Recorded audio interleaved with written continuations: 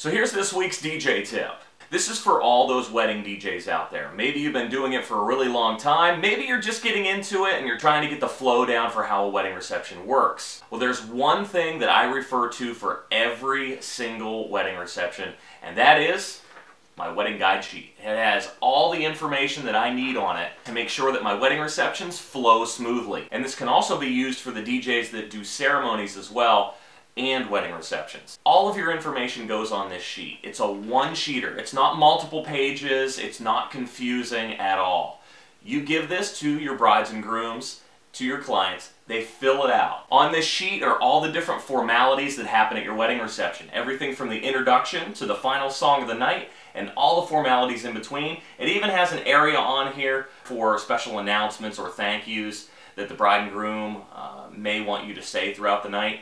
It also has an area that is the Do Not Play list. Sometimes the brides and grooms will use the back and they'll list some of their favorite songs on there.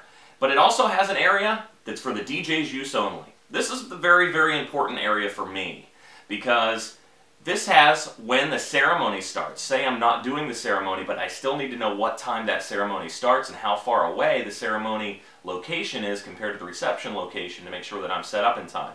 Because we operate on a floating start time. When the guests start arriving, that's when their time starts for the bride and groom, and that's when we start charging them for our services. Then, what time dinner is, the colors of that wedding reception, because we're obviously almost always doing uplighting, whether the bar is an open, cash bar, bar with a cap, whatever it may be. The reason why I like to know that is because at the very beginning of the night, I always make sure that when there's a decent amount of guests at the hall, sometimes, you know, they're wondering where they should go, what to do while they're waiting around. I'll sometimes say, ladies and gentlemen, we'd like to welcome you to the Smith reception. There's a few key areas in the room we'd like to point out at this time. The cake table is located over beside the head table, or the gift table is located beside the main entrance. And also, ladies and gentlemen, feel free to help yourself to the open bar, and restrooms are located down the main exit and to the left, or whatever it may be. I make sure that I say these things because I know that these are things that guests want to know. If they're at a wedding reception and the bar is a cash bar, they're going to want to know that before they get up there. And also on this area up here is music preference. Music preference is simply for the bride and groom only. What I'm going to do is I'm going to offer this list to you. All you have to do is simply look in the description of this video, and if you'd like this list to be able to tweak your own and use this at your wedding receptions and ceremonies, you can do that. Email me and I will send this list to you. A couple of other key things on this wedding reception guide sheet are the photographer's name, the videographer's name, also the caterer, and sometimes you actually take this and it's emailed to the photographer or videographer, or to the wedding coordinator or banquet hall manager. That way they're in the know early before you get to the actual venue and start doing your services. That way you can focus on setting up and not have to worry about finding your reception guide sheet to give to the event coordinator. We simply have the bride and groom fill this out. Then when we have our wedding reception review, we go over all the different details, fill in the blanks for the bride and groom, help them pick out songs and so forth, and we type it up really nice. We give one to the photographer, to the videographer, to the hall manager, to the bartender, and even put one at the head table. I cannot tell you how many times that the bride and groom has been appreciative of us putting this at the head table for them.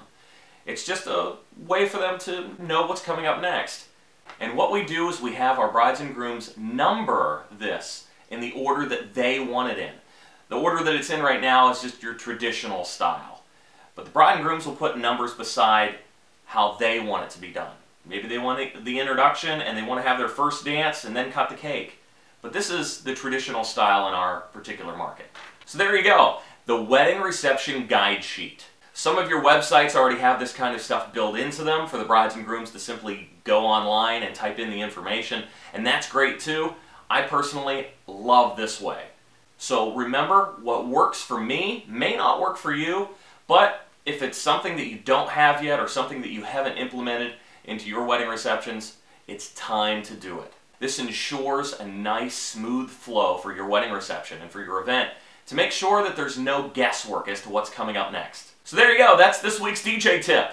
You can find other great tips from some phenomenal DJs at DJ Video Network. Make sure you check it out. It's all those tips and ideas that you've been wanting, all in one convenient location. And ProMobileDJ.com. Some great tips on there and ways to grow your business.